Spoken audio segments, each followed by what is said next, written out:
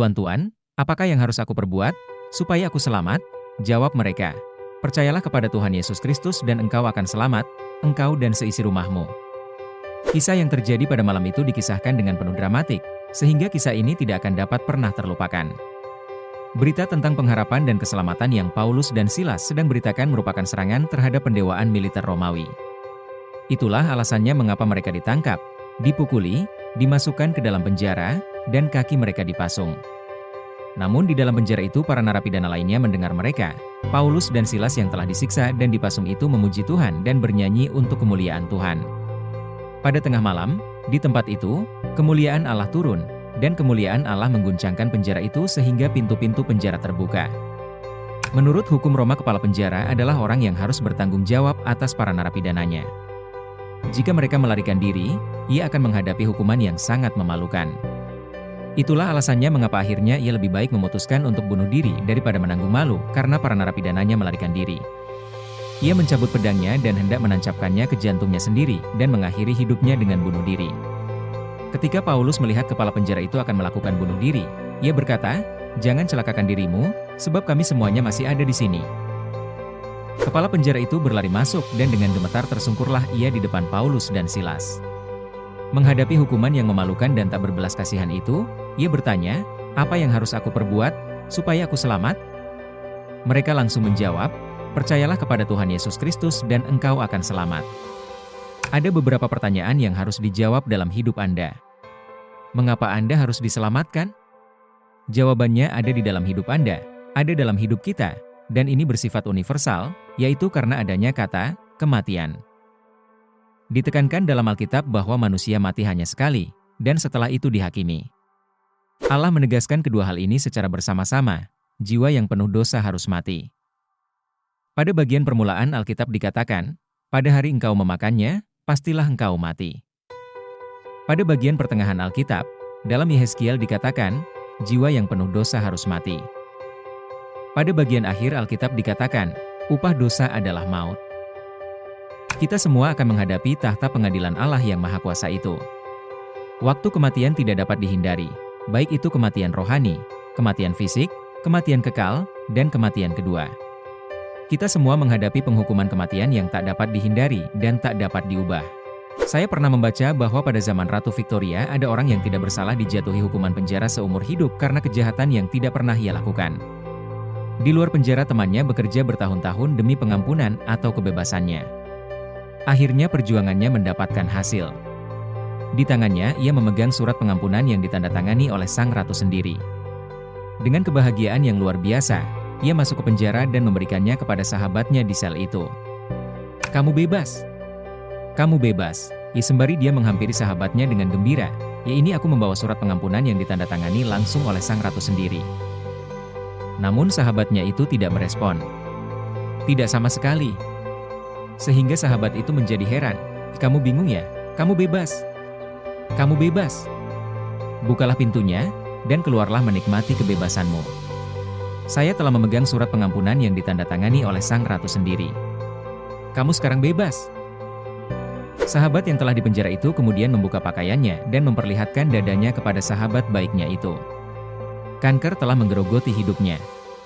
Ya, semua orang akan menghadapi kematian yang tak dapat dihindari, dosa dan kematian. Itulah sebabnya mengapa kita harus diselamatkan. Kapan Anda harus diselamatkan? Jawaban dari Allah sangat tegas dan jelas, yaitu sekarang. Alkitab berkata, "Pada waktu aku berkenan, aku akan mendengarkan engkau, dan pada hari aku menyelamatkan, aku akan menolong engkau." 2 Korintus 6:2. Allah di dalam Roh Kudus-Nya tidak akan pernah menganjurkan besok, ya atau beberapa jam lagi, ya atau beberapa saat lagi. Ajakan Roh Kudus selalu, ya sekarang. Sekarang adalah waktunya untuk diselamatkan. Selamatkanlah hidupmu sekarang. Dengan sangat pedih saya mengingatkan ajakan ini kepada seorang muda di desa di mana saya pernah menggembalakan jemaat. Ia berkata kepada saya, "Ya pendeta, saya akan menerima Tuhan sebagai juru selamat pribadi saya dan saya akan pergi ke gereja tetapi bukan sekarang, suatu saat nanti." Bukan sekarang.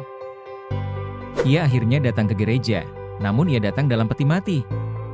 Ia meninggal karena kecelakaan mobil yang sangat tragis. Kita tidak tahu hari esok. Apapun dan kapanpun dapat terjadi pada diri kita. Allah berkata, sekaranglah saatnya Anda diselamatkan. Bukan hanya pemeliharaan hidup yang ditawarkan sekarang, tetapi kehidupan yang mulia dan terberkati juga ditawarkan sekarang.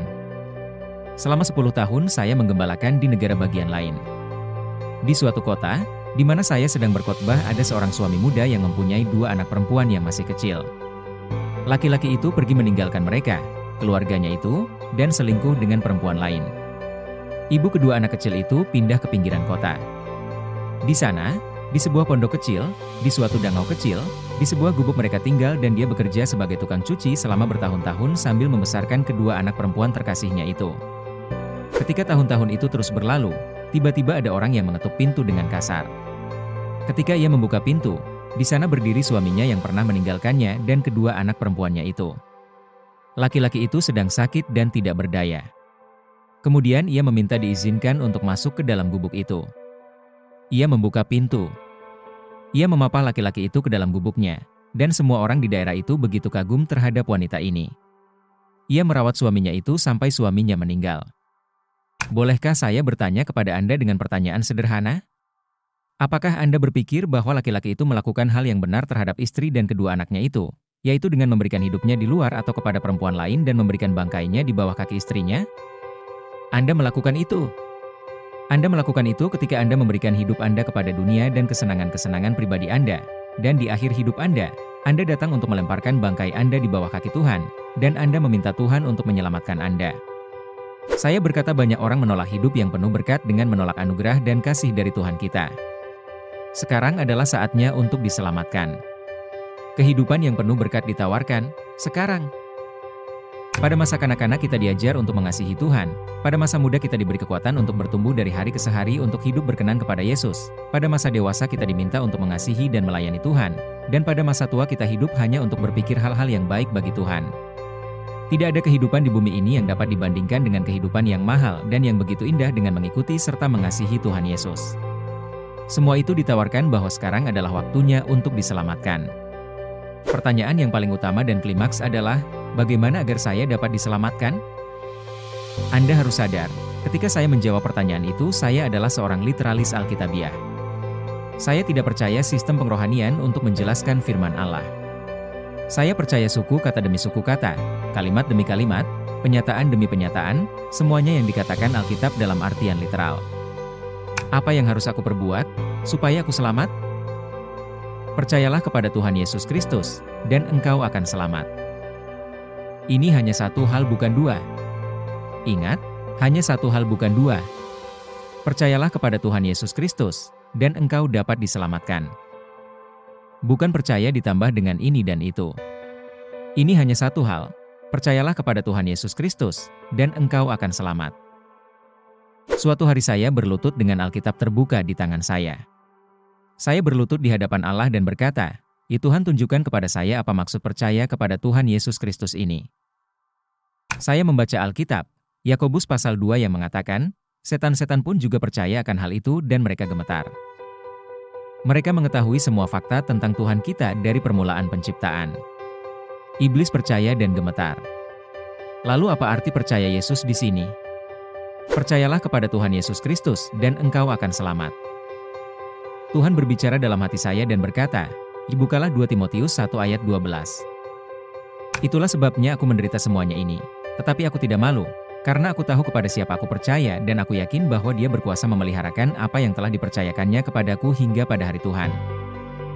Saya telah menemukan jawaban saya ini dari Tuhan. Apa maksudnya percaya kepada Tuhan Yesus Kristus? Ini adalah parateken. Ini adalah suatu komitmen. Mendepositkan jiwa dan hidup kita di tangannya. Anda dapat menerjemahkan ini, suatu kepercayaan. Anda dapat menerjemahkan ini, suatu deposit. Di dalam Alkitab bahasa Inggris KJV, kata ini diterjemahkan, suatu komitmen. Seperti komitmen kita terhadap ban, menunjukkan bahwa kita percaya kepada ban itu. Kita menyimpan uang kita di ban itu, dan kita percaya uang kita akan aman di sana. Seperti ketika kita membayar asuransi jiwa. Karena setelah kita mati kita percaya bahwa perusahaan asuransi akan benar-benar dapat dipercaya dan menyediakan jaminan sesuai dengan kebijakan yang telah disepakati. Kita membayar polis asuransi itu. Ketika kita mengendarai kendaraan di atas jembatan, kita tidak perlu mengkhawatirkan hidup kita. Kita percaya bahwa mereka telah membangun jembatan itu dengan struktur yang benar dan kuat. Ini adalah suatu komitmen. Ini adalah suatu deposit. Ini adalah kepercayaan. Kita berkomitmen menyerahkan hidup kita kepada Tuhan Yesus. Betapa indahnya kita menemukan apa yang dilukiskan dalam firman Allah yang tidak mungkin salah dan tidak pernah gagal ini. Allah berkata kepada bangsa Israel yang ada di Mesir, malaikat maut akan lewat pada malam ini.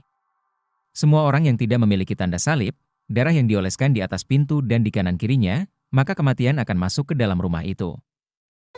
Orang-orang percaya mengoleskan darah Paskah. Mereka mengoleskan darah itu di ambang atas, samping kanan dan kiri pintu membentuk tanda salib. Dengan mengoleskan darah itu menunjukkan bahwa mereka menanti atau percaya. Mereka membuat komitmen diri mereka sendiri kepada firman dan janji Allah. Alkitab berkata ketika malaikat maut lewat, malaikat maut itu melihat darah itu, maka kematian tidak akan masuk ke dalam rumah itu. Ini adalah suatu komitmen. Ini adalah kepercayaan. Perhatikan kembali ketika ada wabah di perkemahan Musa diperintahkan untuk meninggikan ular tembaga di tengah-tengah padang gurun itu. Jika ada orang yang dipatuk oleh ular, sehingga orang itu sekarat, ia harus memandang ular tembaga itu, dan ia akan sembuh atau hidup. Sebuah syair pujian mengatakan, ada kehidupan karena memandang pribadi yang disalibkan. Ada kehidupan di sini, kesempatan untuk engkau. Jadi, pandanglah saudaraku, pandanglah dia dan peroleh selamat, kepada dia yang terpaku di salib. Ini adalah suatu komitmen. Ini adalah suatu kepercayaan. Lagi lihatlah penjahat yang disalibkan bersama Yesus. Apa yang dapat ia lakukan? Ia hanya dapat menundukkan kepalanya. Hanya itu yang dapat ia lakukan. Tetapi dalam komitmen hatinya dan hidupnya, ia percaya kepada Tuhan Yesus, dan ia menundukkan kepalanya dan berkata, "Ya Tuhan, ketika Engkau masuk ke dalam kerajaan-Mu, ingatlah aku. Panggillah namaku, ingatlah aku." Tuhan menjawab, "Semeron, hari ini juga engkau akan bersama aku di Firdaus." Ini adalah suatu komitmen. Ini adalah parateken. Apa maksudnya percaya di dalam Tuhan? Ini berarti membuat komitmen menyerahkan jiwa Anda dan hidup Anda kepada Yesus. Saya akan berbicara tentang eksekusi terhadap Archbishop Thomas Cranmer pada tahun 1556 seperti diceritakan oleh John Fox dalam bukunya Book of Martyrs. Saya menggunakannya sebagai ilustrasi untuk menggambarkan apa maksudnya percaya di dalam Tuhan Yesus itu. Orang yang benar-benar percaya kepada Yesus harus berani memberikan pernyataan terbuka di depan publik dan tanpa malu mengakui bahwa ia telah mengabdikan hidupnya kepada Tuhan, tidak peduli harga atau konsekuensi yang harus dibayar. Jika Anda pernah berada di Oxford, ketika Anda mengemudi masuk ke universitas itu, ketika Anda mengemudi menuju kota itu, di boulevard utama, ada salah satu monumen yang paling mengesankan yang pernah Anda lihat di dunia. Monumen itu dibangun untuk mengenang Latimer, Ridley, dan Cranmer yang dibakar di tiang pancang. Thomas Cranmer sebelumnya telah menandatangani suatu pengakuan bersalah atas perbuatannya memberitakan Injil kebenaran demi menyelamatkan jiwanya, dan kemudian ia membatalkan pengakuan bersalahnya itu, dan akhirnya ia diikat di suatu tiang dan dibakar. Kemudian ia berkata, "Ya oleh karena tanganku telah menentang hatiku, oleh sebab itu biarkanlah tanganku yang pertama kali dibinasakan. Karena ketika aku masuk ke dalam api, tangan ini yang seharusnya terlebih dahulu dibakar." Kemudian Cranmer dibakar pada tiang itu. Ketika ia masuk ke tempat para 20 bishop dan martir suci Allah itu, yaitu Latimer dan Ridley yang lebih dulu dibakar karena pengakuannya akan kebenaran, dan berlutut berdoa kepada Tuhan. Ia tidak berlambat-lambat untuk berdoa. Ia mempersiapkan dirinya sendiri untuk mati. Ketika kayu telah dinyalakan dan api mulai membakar, ia berusaha mengulurkan tangan kanannya yang telah menandatangi pengakuan bersalahnya ke dalam api. Di sana ia menghadapi semua itu dengan tabah, sehingga banyak orang melihat tubuh yang terbakar itu dengan terheran-heran. Ia begitu tenang dan konstan di tengah siksaan yang luar biasa, dan ia kelihatannya tidak bergerak sedikit pun di ikatan itu. Dengan matanya memandang ke langit, ia mengulangi perkataannya. "Tangan kananku tidak layak." Berulang kali ia mengucapkan kata-kata itu. Akhirnya seperti Stefanus ia berkata, "Ya Tuhan Yesus, terimalah rohku." Sampai akhirnya lalapan api membuat suasana menjadi sunyi dan ia menyerahkan hidupnya. Apa maksud percaya di dalam Tuhan Yesus Kristus itu?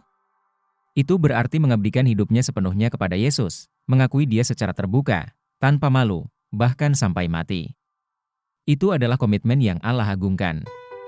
Keselamatan kita adalah pemberian dari anugerah-Nya. Ia menawarkan itu kepada kita dalam iman dan percaya, dan kita menerimanya sebagai anugerah. Uang tidak dapat membelinya. Jika Allah menjual keselamatan yang Ia tawarkan untuk uang, maka ada terlalu banyak orang miskin yang tidak dapat membelinya. Itu tidak dianugerahkan kepada kita karena kita layak menerimanya. Kita semua berdosa dan terpisah dari Allah karena dosa kita. Ini tidak dapat dicapai dengan kepintaran atau pendidikan. Terlalu banyak orang yang tidak terpelajar dan buta huruf. Keselamatan ini adalah anugerah cuma-cuma Allah. Tuhan menganugerahkan ini kepada orang-orang yang membuka hati dan tangannya untuk menerimanya. Tidak ada yang lebih berharga dibandingkan dengan janji di dalam Alkitab, yaitu Efesus 2:8-9, sebab karena kasih karunia kamu diselamatkan oleh iman, itu bukan hasil usahamu, tetapi pemberian Allah, itu bukan hasil pekerjaanmu, jangan ada orang yang memegahkan diri. Ketika saya sampai di sorga, saya tidak akan berdiri di hadapan sekumpulan besar orang percaya dan malaikat sorgawi sambil menepuk dada dan berkata, "Lihat apa yang telah saya lakukan. Saya telah berbuat baik. Saya telah melakukan itu semua demi keselamatan saya. Anda tahu apa yang akan saya lakukan?" Seperti Alkitab berkata, ketika saya berdiri bersama para malaikat dan orang suci di sorga, saya akan menyanyikan lagu untuk Dia yang mengasihi saya dan yang telah menyerahkan dirinya sendiri untuk saya dan baginya pujian dan kemuliaan sampai selama-lamanya. Ia telah melakukan itu. Yesus yang telah melakukan semuanya. Kita menerima keselamatan kita dan rumah kita di sorga sebagai pemberian cuma-cuma dari darah-Nya yang mahal dan tangan-Nya yang terpaku. Bagi Dia kemuliaan sampai selama-lamanya. Itulah bagaimana saya diselamatkan.